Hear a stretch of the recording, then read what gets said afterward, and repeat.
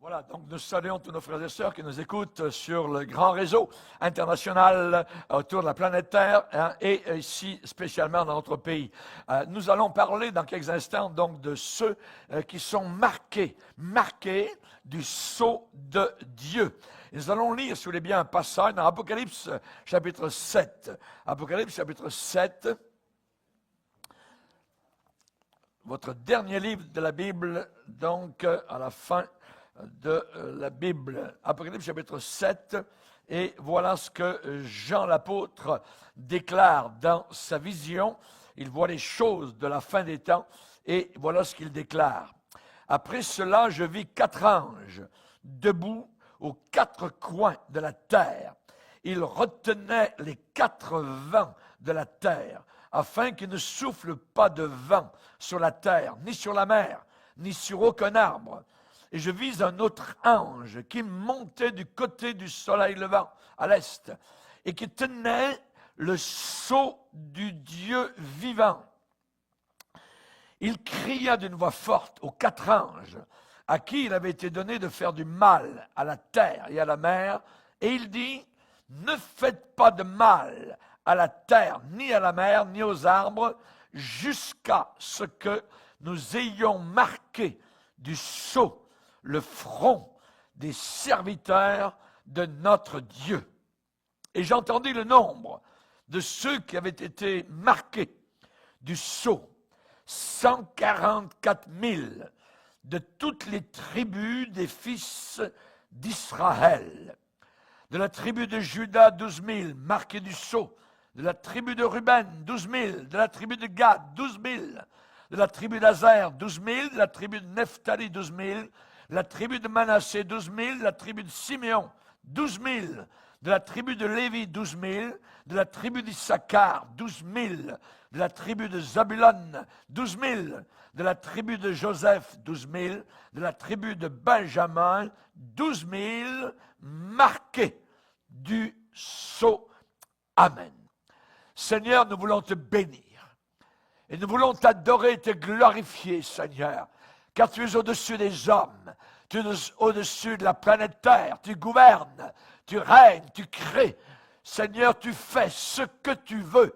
Et nous te demandons, Seigneur, qu'au travers de ta parole, ce miroir invariable, ce miroir qui nous dit la vérité, qui nous donne l'heure exacte, nous te demandons de nous aider à comprendre quel est ton plan, qu'est-ce qui va se passer. Nous te demandons ces choses, Père, à cause de Jésus, notre Sauveur, ton Fils, notre frère céleste, qui a été cloué sur la croix. Merci, Père, au nom de Jésus. Amen. Et tout le peuple dit Amen. On peut s'asseoir, frères et sœurs. Se marquer du sceau de Dieu. Apocalypse 7 est un passage qui nous parle de ce qui va arriver durant la grande tribulation. La grande tribulation dans laquelle l'Église n'est pas là. Pourquoi? Parce que l'Église a été enlevée juste avant la grande tribulation. Le Seigneur Jésus a dit que nous ne passerions pas par la grande tribulation. Vous savez particulièrement que l'enlèvement dans l'Apocalypse se passe à Apocalypse chapitre 4, où nous ne voyons plus, à partir du chapitre 4, aucune mention de l'Église jusqu'au retour en gloire de Jésus, retour visible à toute la planète Terre dans Apocalypse 19. Entre Apocalypse 4 et Apocalypse 19 se passe 7 années horribles et terribles sur la planète Terre, une époque telle qu'il n'en a jamais existé depuis que le monde est monde. Et là, Apocalypse 7, eh bien, se trouve à l'intérieur de cette période terrible. Apocalypse 7 nous rappelle simplement, une fois de plus, que peut-être nous sommes la génération de l'enlèvement.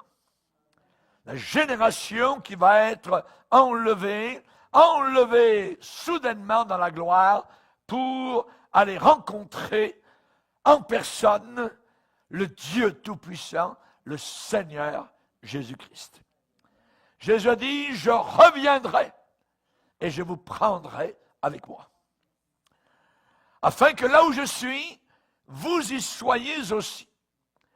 L'apôtre Paul a réitéré cette espérance en disant, le Seigneur lui-même, à la voix d'un archange et au son de la trompette de Dieu, descendra du ciel.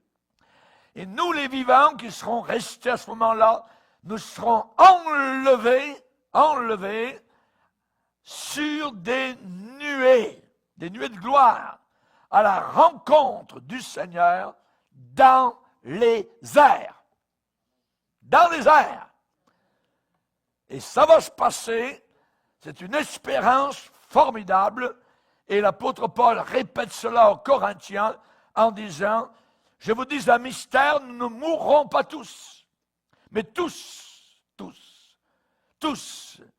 nous serons changés, métamorphosés. En un instant, en un clin d'œil, la trompette sonnera, les morts ressusciteront incorruptibles et nous serons changés.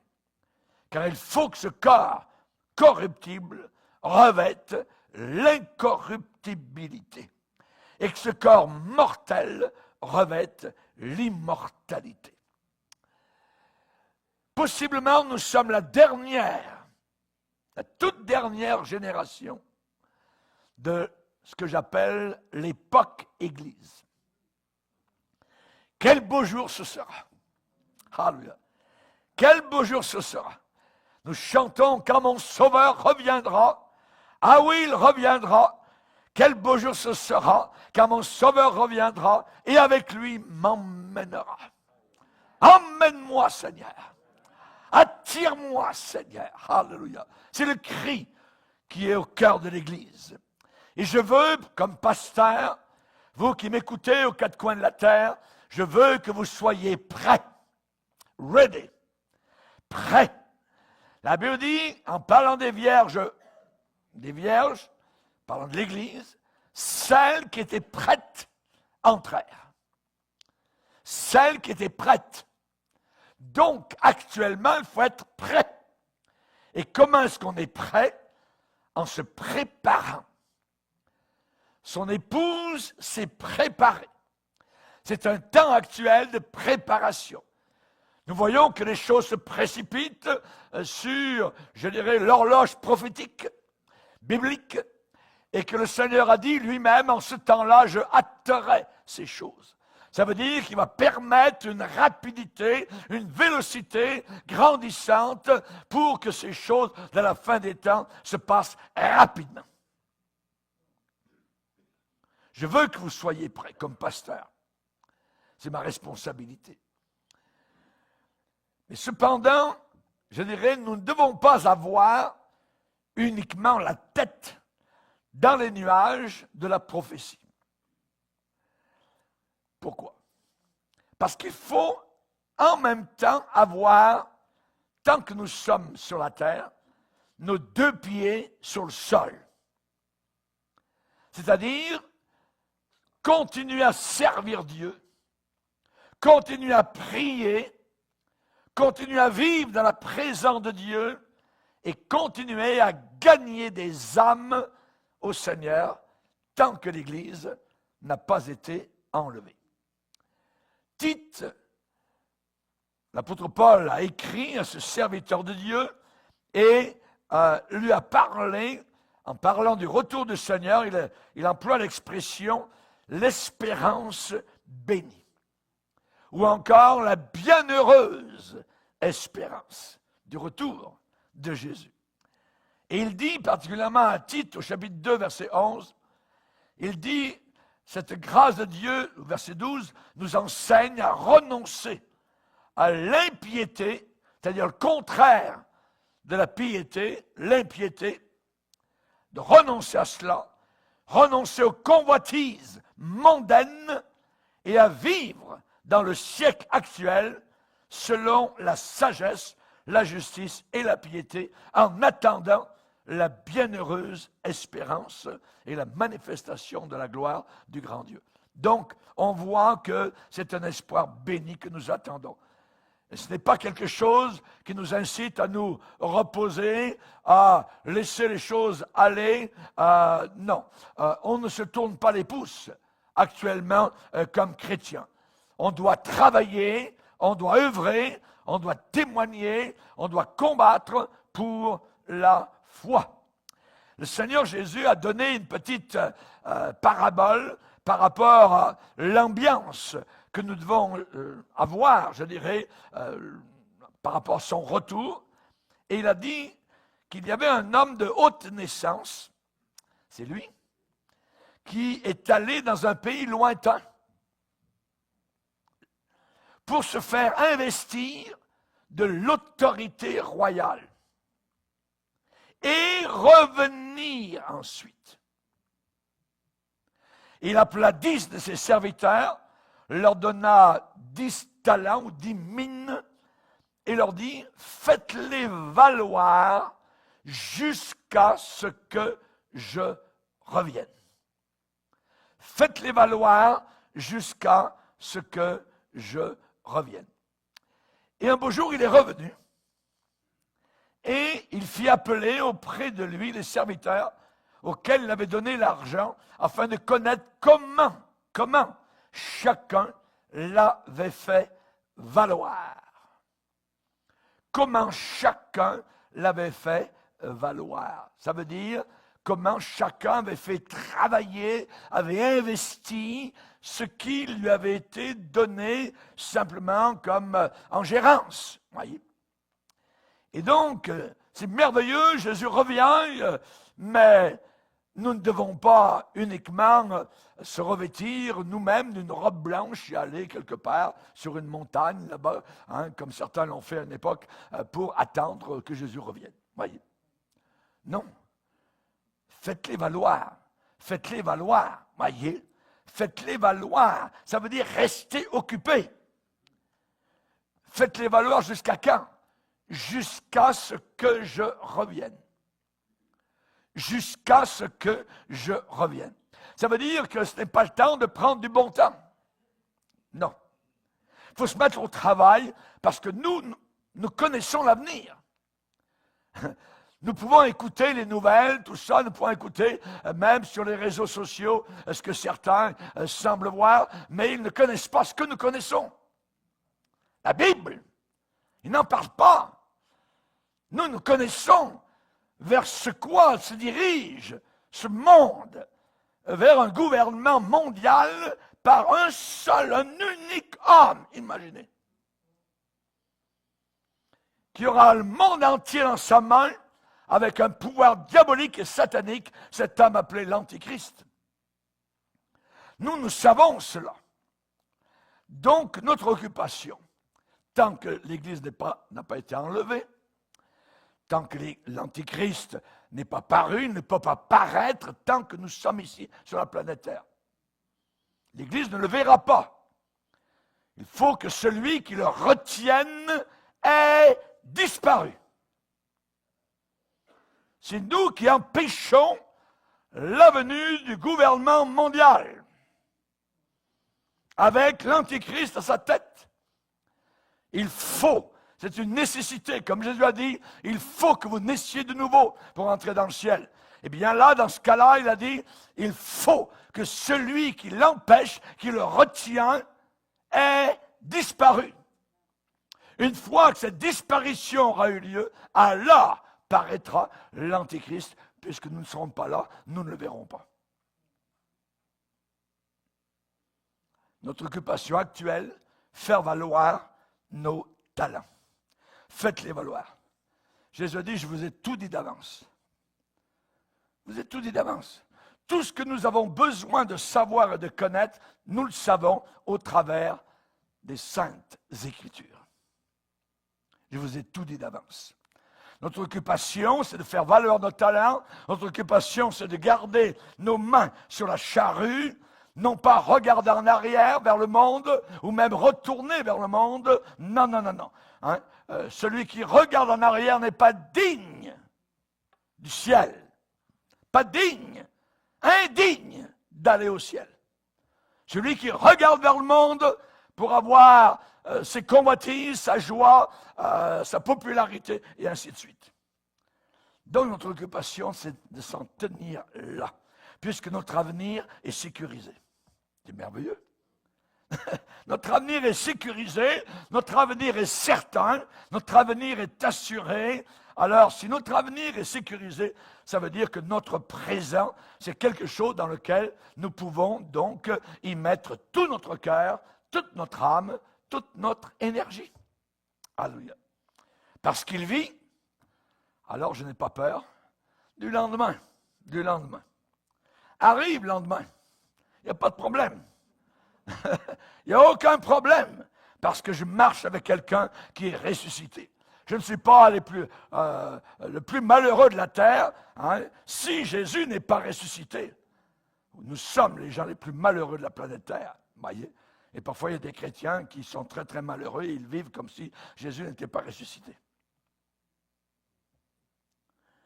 Mes chers amis, nous sommes, malgré les problèmes, malgré les épreuves, malgré les difficultés, malgré les emprisonnements, malgré les persécutions, malgré les tortures, nous sommes les gens les plus heureux de la planète Terre. Notre avenir est assuré. C'est une chose certaine et entièrement digne d'être reçue, que Christ est venu dans le monde pour sauver les pécheurs, dont je suis le premier. Amen. C'est ce que Paul a écrit. Nous savons que nous sommes passés des ténèbres à la lumière parce que nous aimons les frères.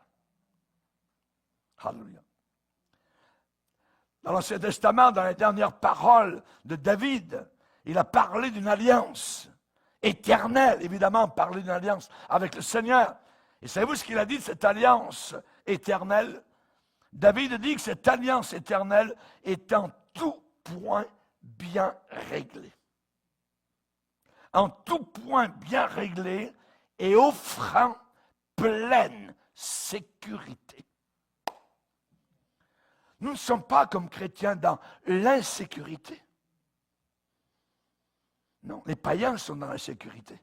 Nous sommes dans la sécurité. Nous sommes sécures. Nous sommes en paix. Nous avons une paix qui dépasse même notre entendement, notre intelligence. C'est ce que Jésus a promis. Alléluia. Quand je lis Apocalypse 7, fois après fois, ça arrive plusieurs fois, il y a une phrase qui revient dans mes pensées. C'est tiré d'un cantique. Quel Dieu puissant nous servons. Quel Dieu puissant nous servons. What a mighty God we serve. Quel Dieu puissant nous servons. Nous ne servons pas une statue. Nous ne servons pas un homme. Nous servons El Shaddai, le Dieu puissant. Les anges se courbent devant lui dans l'adoration. Les séraphins, les archanges et ceux qui sont déjà parvenus à la gloire. Le ciel, la terre, l'adorent. Quel Dieu puissant nous servons. Comment savons-nous que nous servons un Dieu puissant? C'est simple. Dieu a tout fait. Tout. Il a fait votre chaise. Il a fait ce bâtiment. D'où sont tirés les matériaux de la planète Terre? Qui a fait la Terre? Dieu. Dieu. Il a créé tout l'univers. Il a fait les galaxies si belles que nous voyons la nuit. Ces milliards d'étoiles sur nos têtes. Il a fait le soleil qui brille le jour, la lune si belle, la nuit, les étoiles scintillantes. Toutes sont en train de crier, Dieu est grand, Dieu est grand, Dieu est grand, Dieu est grand. Il a lancé le monde dans l'espace. Rien n'est trop difficile pour lui. Rien. Dieu ne se gratte pas le menton en disant « Oh, tu me demandes une chose difficile, je ne sais pas si je vais pouvoir. » Non, rien n'est trop difficile pour lui. Alléluia. Au commencement était la parole. Ça veut dire, lorsque le temps est arrivé, lorsque les hommes ont commencé à calculer le temps, eh bien, la parole était là. Au commencement, celui qui n'a eu aucun commencement était déjà là. Au commencement était la parole. La parole était avec Dieu, dans une intimité, le Père et le Fils, de toute éternité passée, présente. Et la parole était Dieu. Toutes choses, notez bien, toutes les choses ont été faites par elle, par cette parole, par ce Dieu parole. Et rien de ce qui a été fait n'a été fait sans elle, sans la parole divine. L'ange a parlé à Abraham. Il dit, ta femme, elle a quel âge? Elle a 90 ans. L'année prochaine, elle va avoir un enfant. Mais j'ai 100 ans. Et l'ange a dit, y a-t-il rien qui soit étonnant de la part de l'Éternel? Dans Jérémie 32, je suis l'Éternel, le Dieu de toute chair. Y a-t-il rien qui soit étonnant de ma part? Jérémie 32, 17. C'est lui, Jérémie, qui va déclarer, Seigneur éternel, voici, tu as fait les cieux et la terre par ta grande puissance et par ton bras étendu. Rien n'est étonnant de ta part. Rien n'est étonnant de ta part. Lorsque l'ange Gabriel a été envoyé dans le petit village de Nazareth, l'ange Gabriel lui a dit, Élisabeth, ta parente, a conçu, elle aussi, un fils dans sa vieillesse. Et celle qui était appelée stérile est dans son 6e mois. Parce que rien n'est impossible à Dieu. Rien n'est impossible à Dieu. Ne doutez jamais de la puissance de Dieu. Nous l'avons chanté tout à l'heure. Quand je serai en doute, j'irai vers toi, Père. Allez toujours vers le Père. Allez vers la parole. Allez vous réconforter. Si votre jauge spirituelle indique qu'il n'y a plus rien dans le réservoir, alors venez remplir votre réservoir à la parole de Dieu. La foi vient, elle vient. D'où vient-elle? De ce qu'on entend. Et ce qu'on entend vient de la parole de Christ. Merci Seigneur. Dans Apocalypse chapitre 7, nous apprenons encore plus de choses sur ce que ce grand Dieu peut faire. Nous apprenons aussi des choses sur l'immense récolte d'âmes qui vont être sauvées pendant la grande tribulation. Pendant la grande tribulation, quand nous serons aux noces de l'agneau là-haut dans la gloire, sur la planète Terre, il va se passer des choses horribles, terribles, mais en même temps, il va y avoir une grande moisson d'âmes. Très grande moisson, une récolte d'âmes immense qui vont être sauvées. La plus grande, possiblement, telle que le monde n'en a jamais encore vue. Pendant la grande tribulation, Dieu sauvera une grande multitude, telle qu'on ne pourra même plus les compter. Tellement il y aura de gens sauvés. Quel Dieu puissant nous servons. J'aimerais aujourd'hui vous rappeler 3 choses. La première, il n'y a aucune promesse faite par Dieu qui est trop difficile qu'il ne puisse pas la réaliser ou l'accomplir. S'il a promis, pour être certain, tôt ou tard, d'une manière ou d'une autre, il va la réaliser. Vous dites comment nous, chrétiens, nous allons être enlevés de la planète Terre sans passer par la mort? Ne me demandez pas à moi, demandez-le à lui. Parce qu'il est un Dieu puissant. Il est un Dieu merveilleux, il l'a promis et il va le faire.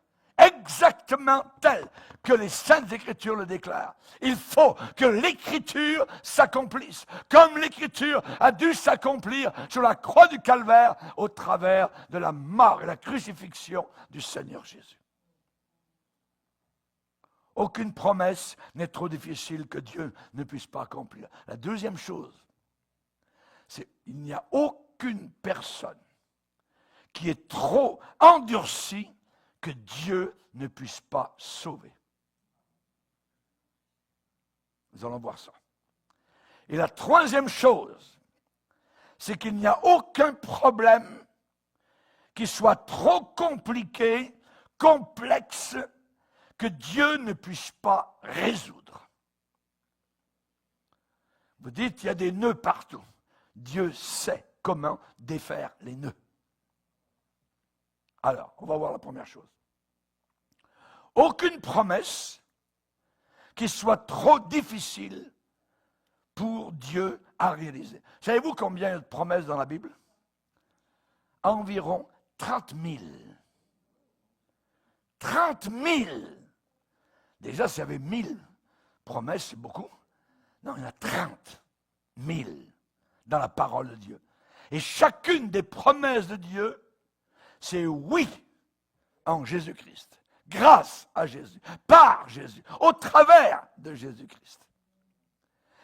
Paul va dire aux Corinthiens, car pour ce qui concerne toutes les promesses de Dieu, c'est en lui, Jésus, qui est le oui.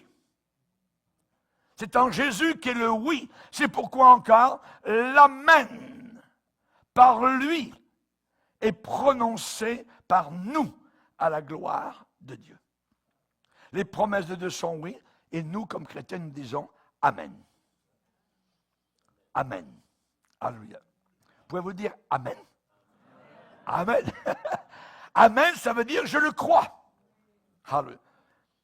Par exemple, Jésus a dit, je vous le dis en vérité, tant que ciel et terre ne passeront pas, il ne disparaîtra pas de la loi un seul iota ou un seul trait de lettre jusqu'à ce que tout soit arrivé. Tout ce qui est dit doit absolument arriver. Aucune promesse n'est trop dure à Dieu de la garder. Et ceci est illustré dans Apocalypse chapitre 7. Ciel et terre passeront, ma parole ne passera pas. Et ici, qu'est-ce que nous avons? 4 fois dans le passage d'Apocalypse 7, nous voyons l'expression marquée du sceau de Dieu. Marquée du sceau de Dieu. Nous avons d'abord le sceau en lui-même, un autre ange qui montait du côté du soleil levant et qui tenait le sceau du Dieu vivant. Verset 3, jusqu'à ce que nous ayons marqué du sceau le front des serviteurs de notre Dieu. Ensuite, verset 4 encore, marqué du sceau. Verset 5, 12 000 marqués du sceau. Et ainsi de suite. Donc, et à la fin, verset 8, 12 000 marqués du sceau. Ce qui veut dire que lorsqu'il y a une expression qui revient souvent dans un passage, c'est très, très, très, très important. C'est un peu comme dans les paroles de Jésus où il a dit « En vérité, je vous le dis ». Quand Jésus déclare ça, avant de dire quelque chose, ça veut dire ce qu'il va dire est très, très important. En vérité, je vous le dis. Et ensuite, il dit quelque chose. Ici, nous avons 4 fois l'expression marquée du sceau de Dieu. Il y a de nombreuses années, Dieu a fait une promesse à Abraham. Abraham, qui est-il? Abraham, c'est, on pourrait dire, la première étoile hébraïque, la plus brillante dans le ciel hébreu. Et un jour, alors qu'il avait 75 ans, juste au bord du golfe Persique, dans l'Irak d'aujourd'hui, à Ur, ou Our, en Chaldée, Dieu a parlé à un jeune homme qui avait 75 ans. Dieu a appelé Abraham à l'âge de 75 ans. Qu'est-ce qu'il lui a dit? Va-t'en de ton pays. Va-t'en de ta patrie. Va-t'en de la famille de ton père. Et tu vas aller dans le pays que je vais te montrer. Je ferai de toi une grande nation. Je te bénirai et tu seras une source de bénédiction. Je bénirai, je vais bénir ceux qui vont te bénir, je vais maudire ceux qui vont te maudire. Et toutes les familles de la terre seront bénies en toi. Toutes les familles de la terre seront bénies à cause de toi. C'est très important. Dieu a fait cette promesse à Abraham il y a 4000 ans. Ça veut dire 2000 ans avant que Jean écrive l'Apocalypse. Est-ce que Dieu a gardé cette promesse? Oui. Pourquoi? Parce que Dieu n'est pas un homme pour mentir, ni le fils d'un homme pour se repentir. Ce qu'il a déclaré, il le fait.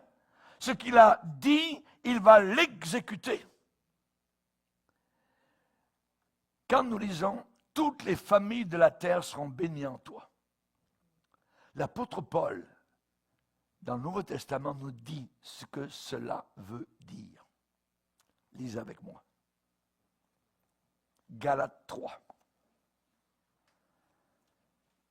Galates chapitre 3.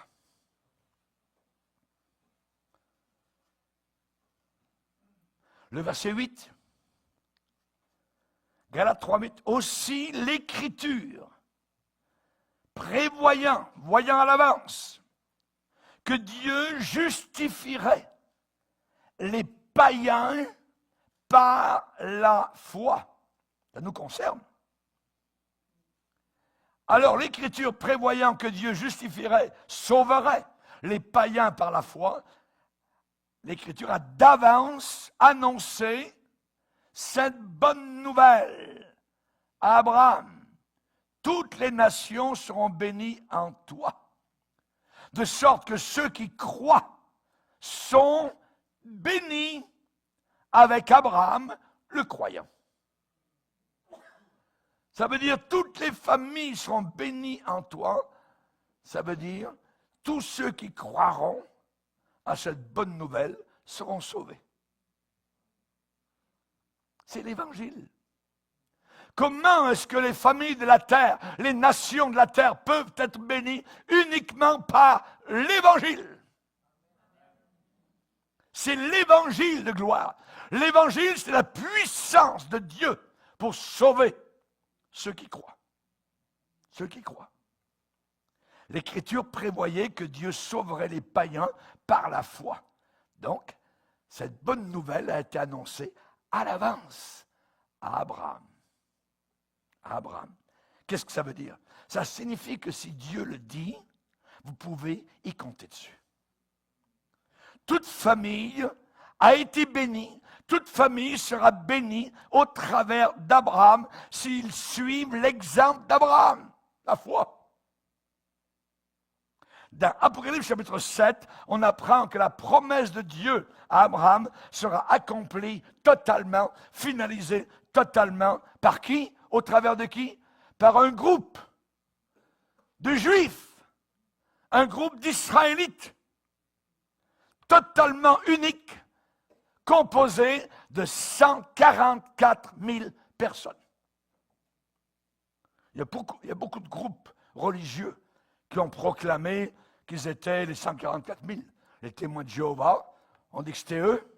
Les adventistes, à une époque, on dit que c'était eux, les 144 000. Hein? D'autres ont dit que ce sont ceux qui gardent le sabbat, qui sont les 144 000. Nous devons nous rappeler une chose.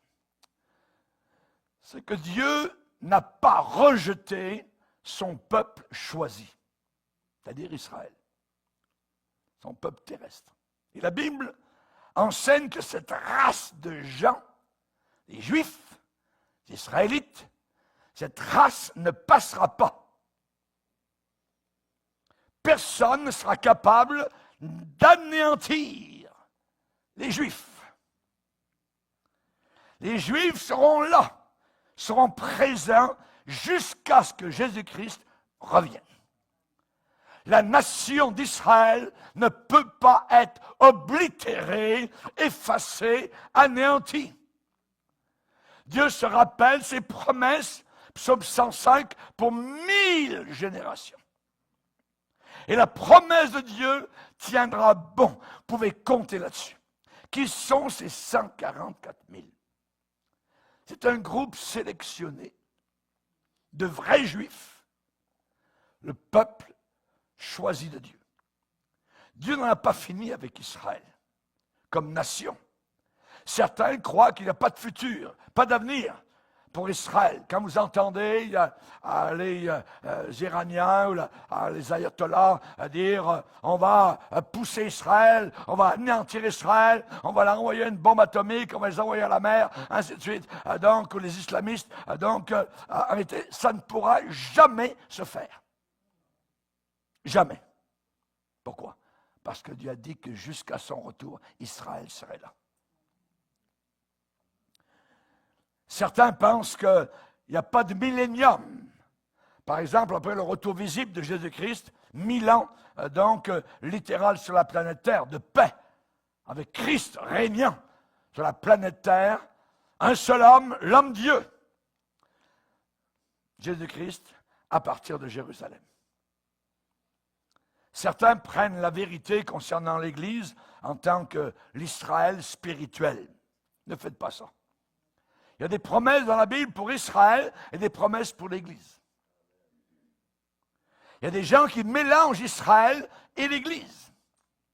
Si quelqu'un prend seulement une partie de vérité comme étant toute la vérité dans sa totalité, ça veut dire que l'on se débarrasse d'une partie de la vérité comme n'étant pas vrai.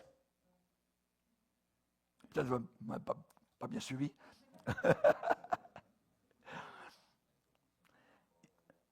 Il y a des promesses qui sont directement pour Israël comme nation.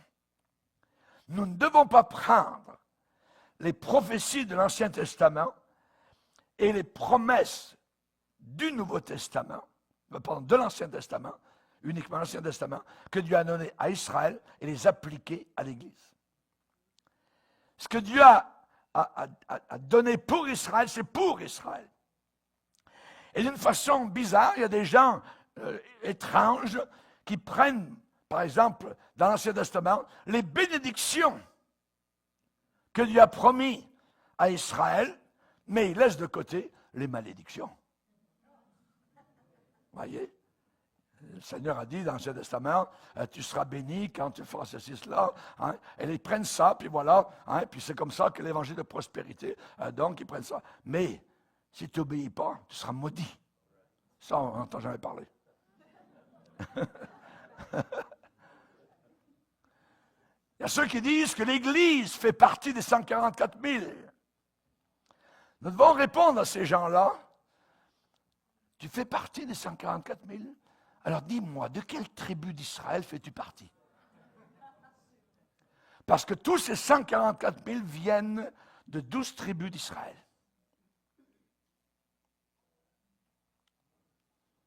Es-tu juif?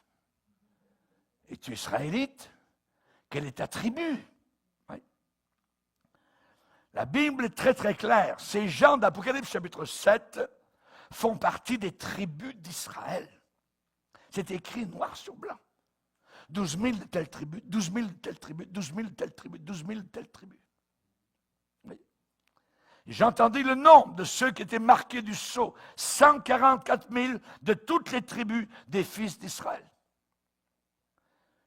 Les fils, non pas de Paris, de Shanghai, de Katmandu, de Buenos Aires, de Tokyo, de Montréal. Non, non, non, non.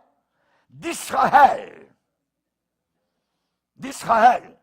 Je crois que 144 000, c'est un nombre réel. Pas fictif. Pas symbolique. C'est un nombre littéral, voyez, et il n'y a aucune raison pour croire le contraire. Dieu a pris ce chiffre et a dit, d'une certaine manière, voilà ceux que j'ai choisis pour accomplir ma volonté et réaliser mon plan. Dieu a un plan pour Israël. Et Dieu va achever ce plan. Il l'a promis. Ces 144 000, donc, sont sélectionnés. Ce sont aussi des gens scellés, marqués du sceau de Dieu. Apocalypse 7 arrive comme un interlude après la première vague, pas de Covid parce que c'est rien du tout, voyez, mais la première vague des jugements de Dieu sur la planète. Une fausse paix, l'arrivée de l'Antéchrist, une fois que nous on est partis. L'Antéchrist, tout sera tellement chamboulé avec notre départ, ça va être terrible. Il va arriver donc avec une fausse paix. Ensuite, les hommes vont s'égorger les uns les autres, des guerres partout autour de la terre. Famine va arriver. Il y aura plus de 2 milliards de personnes qui vont mourir. Il y aura des persécutions pour ceux qui vont parler de Jésus, ils seront décapités. Et il y aura un tremblement de terre mondial où des îles entières vont disparaître. Imaginez. Et au milieu de tout ça, il y a 144 000 juifs zélés, israélites, qui prêchent Jésus. Ils sont scellés, ça veut dire que l'Antichrist ne pourra rien faire contre eux. Ils sont scellés du sceau de Dieu. Je vis un autre ange qui montait du côté du soleil levant et qui tenait le sceau du Dieu vivant. Il cria d'une voix forte aux 4 anges à qui il avait été donné de faire du mal à la terre. Qu'est-ce qu'il crie? Il crie: ne faites pas de mal à la terre, ni à la mer, ni aux arbres, jusqu'à ce que nous ayons marqué du sceau le front des serviteurs de notre Dieu. Dieu voit ce qui se passe sur toute la planète. Il contrôle tout. Et ce n'est pas le plan des hommes. Ce n'est pas M. Schwab ou d'autres qui dirigent la planète Terre. C'est Dieu qui tient les colonnes de la planète. Et ce sceau est un signe. Un sceau, c'est quoi? C'est un signe de propriété. Lorsqu'on mettait un sceau sur un document, ça veut dire que ce document était scellé, appartenait à quelqu'un. Une appartenance. À l'époque où la Bible a été écrite, un sceau signifiait 3 choses. Possession. Par exemple, la bien-aimée dans le Cantique des Cantiques dit à son bien-aimé: mets-moi comme un sceau sur ton bras. Mets-moi comme un sceau. Scelle-moi sur ton cœur, sur ton bras, sur ta force. Et elle dit: il est à moi, je suis à lui. Nous, comme chrétiens, nous sommes scellés du sceau de Dieu. Et ce n'est pas de la cire, c'est avec du sang. Le sang de Jésus. Un sceau parle de possession, un sceau parle de protection. À vous qui, par la puissance de Dieu, êtes gardés par la foi. Et ça parle de préservation. Par exemple, l'épître de Jude est écrite à ceux qui sont appelés, aimés et gardés. De la même manière, Dieu a placé un sceau de protection, de possession et de préservation sur les 144 000 qui s'en viendront durant l'Apocalypse. Donc, ils doivent, ces 144 000, être en sécurité. Sinon, l'Antichrist, les anéantirait, les balayerait, les détruirait. Mais mon frère, ma sœur, sais-tu que moi et toi, nous sommes scellés? Déjà, nous sommes scellés. Dans Éphésiens, il dit, vous avez cru et vous avez été scellés du Saint-Esprit, qui avait été promis et qui est un gage de notre héritage. N'attristez pas le Saint-Esprit de Dieu par lequel vous avez été scellés pour le jour de la rédemption. Satan peut-il extirper, enlever, ôter de la main du Seigneur ceux qui croient en lui, ceux qui marchent avec lui, ceux qui l'aiment d'un amour inaltérable? La réponse est no way. D'aucune façon, d'aucune manière. Si vous pensez cela, vous êtes mieux de croire autre chose. Merci Seigneur pour sa provision, sa protection, la préservation de son peuple. Si, mon frère, ma sœur, tu as placé ta foi, ta confiance totale dans la puissance de El Shaddai, le Dieu Tout-Puissant pour ton salut, alors tu es scellé par le Saint-Esprit. Tu es en route pour la gloire éternelle.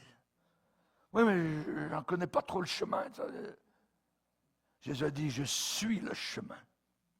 Suis-moi, c'est moi le chemin. Suis-moi. Paul a dit, j'ai l'assurance que ni la mort, ni la vie, ni les anges, ni les démons, ni rien, ni aucune circonstance ne pourra me séparer de l'amour de Dieu manifesté en Jésus-Christ, mon Sauveur. Rien. J'ai l'assurance. Évidemment, c'est si je marche. Je veux marcher avec lui. Je veux l'aimer. Si je suis tombé, je veux me relever. Parce que je l'aime, je connais où est le chemin. Scellé.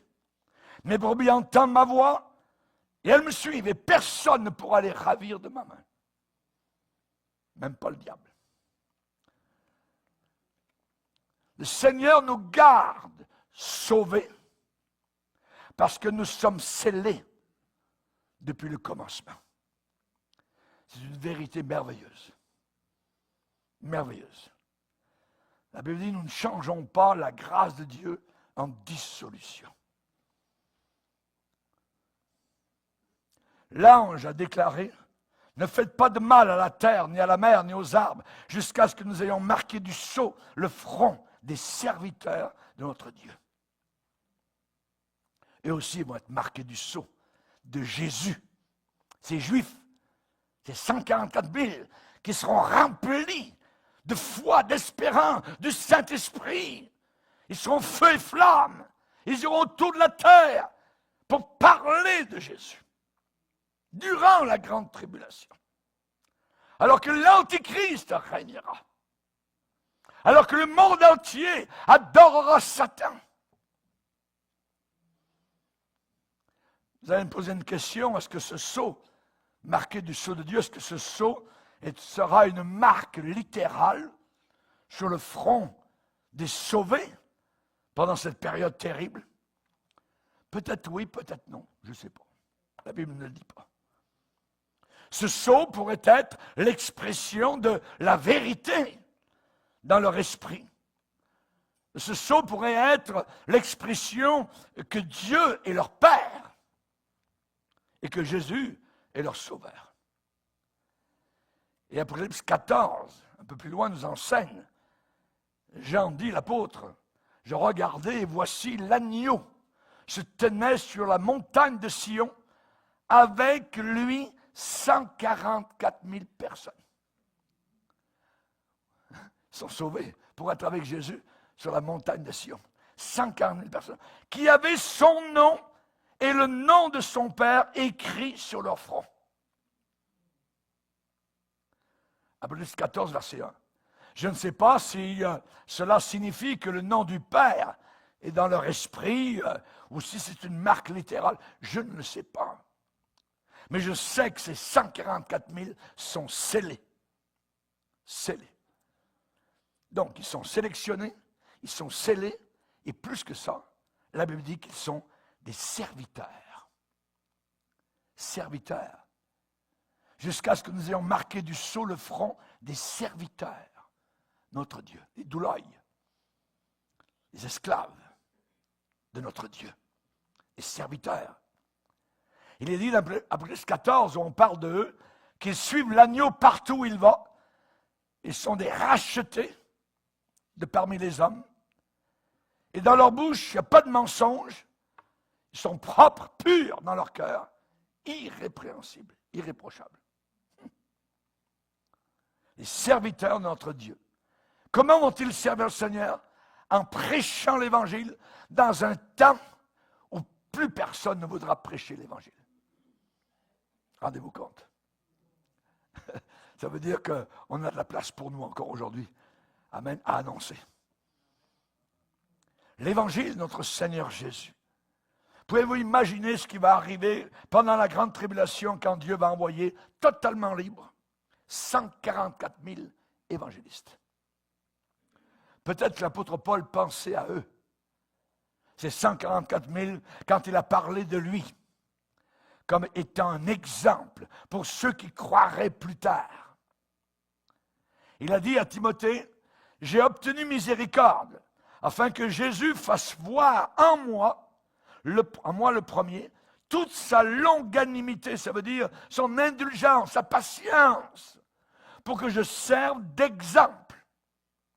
Pour que je serve d'exemple. Ça veut dire que je serve de modèle, de pattern, voyez, à ceux qui croiraient en lui dans le futur, pour la vie éternelle.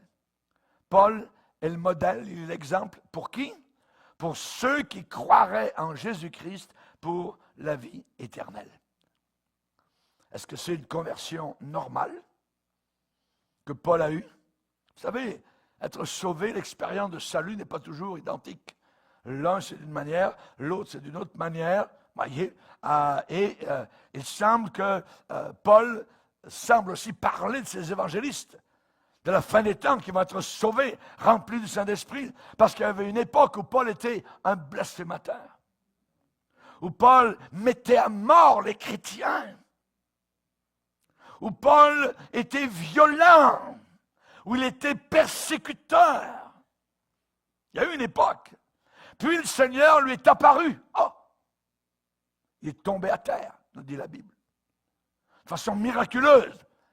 Je suis Jésus que tu persécutes. Jésus lui a parlé. Il était aveuglé totalement par une lumière qui dépasse celle du soleil. Il est tombé au sol.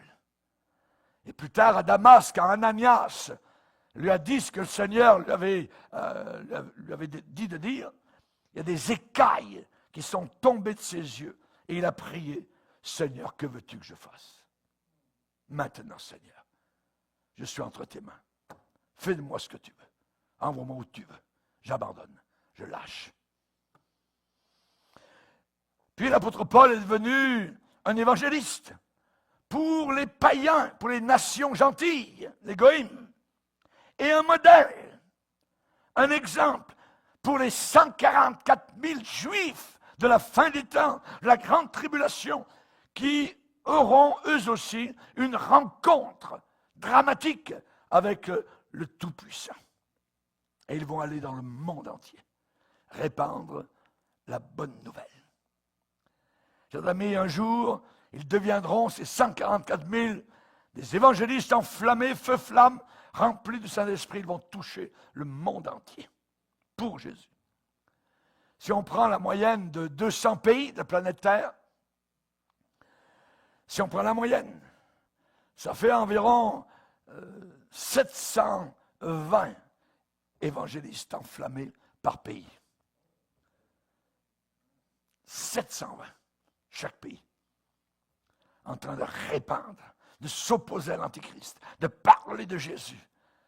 Et comme ils sont scellés, l'Antichrist ne peut pas, jusqu'à un certain temps, les faire mourir. Peut-être vous dites, c'est bien beau ça, pasteur, tout ça, hein? Mais pourquoi vous avez commencé votre prédication aujourd'hui au commencement en disant qu'il n'y a aucune promesse de Dieu qui est trop difficile à réaliser, à accomplir? Eh bien, c'est qu'il y a beaucoup de nations qui ont disparu au travers des siècles, qui ont été absorbées, englouties par d'autres nations, mais jamais les Juifs. Jamais. C'est un miracle de préservation. Et aujourd'hui, en Israël, ils parlent l'hébreu qu'Abraham parlait. Même leur langue a été préservée. Imaginez. Les Juifs existent pour toujours. Et personne ni rien, aucune chose qui peut détruire la nation d'Israël. Lisez avec moi un passage dans Jérémie 31.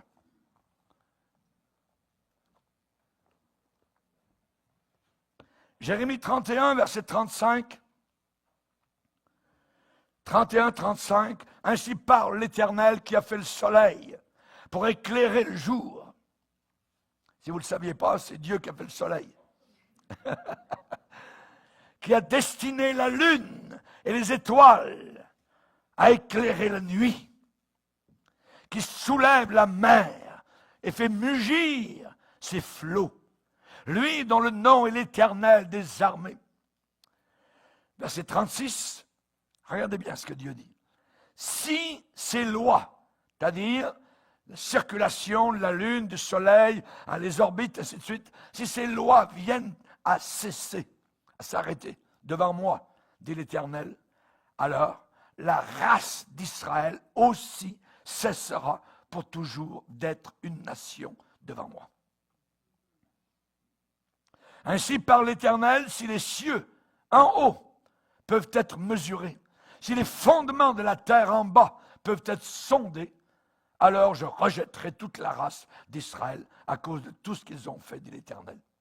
Mais personne ne peut faire ça. Personne.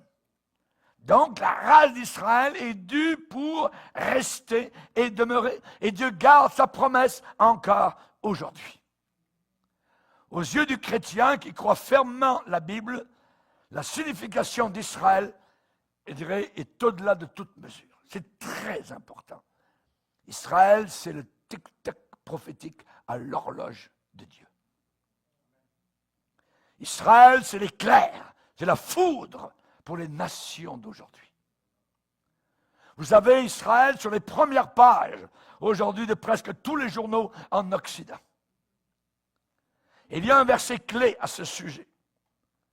Dans Zacharie 12, 3, en ce jour-là, je ferai de Jérusalem une pierre pesante pour tous les peuples, toute la terre. Tous ceux qui la soulèveront seront meurtris. La version anglaise, King James, dit coupés en morceaux, cut in pieces. Seront meurtris. Tous ceux qui voudront essayer d'arranger les problèmes de Jérusalem. Entre les Palestiniens, puis ci, puis ça, puis cette telle partie, puis ils vont s'y meurtrir. Toutes les nations de la terre s'assembleront contre Jérusalem en ce jour-là, dit l'Éternel.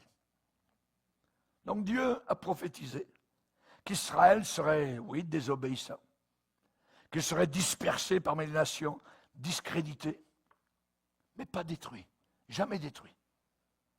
Pharaon a essayé, il n'a pas réussi.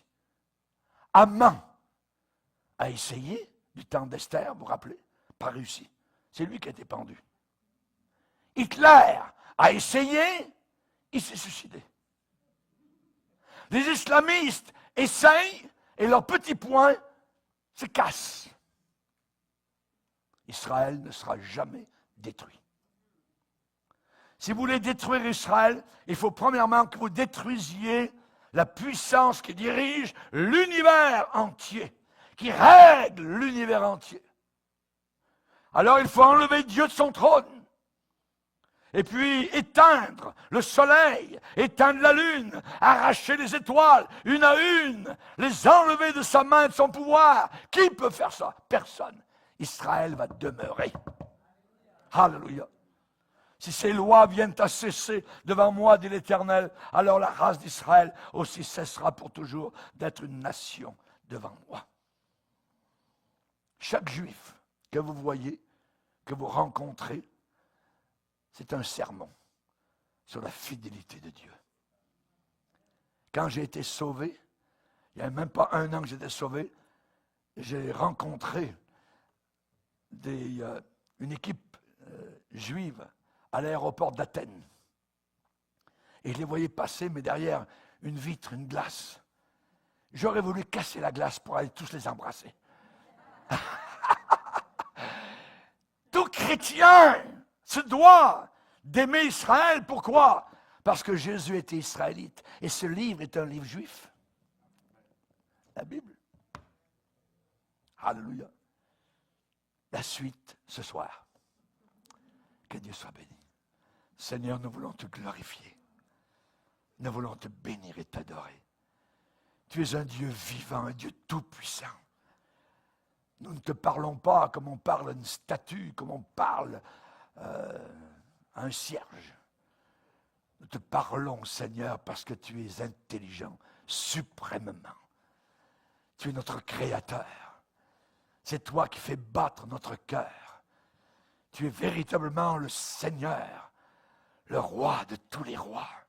Ce que tu as dit va s'accomplir. Ce que tu as dit se réalise.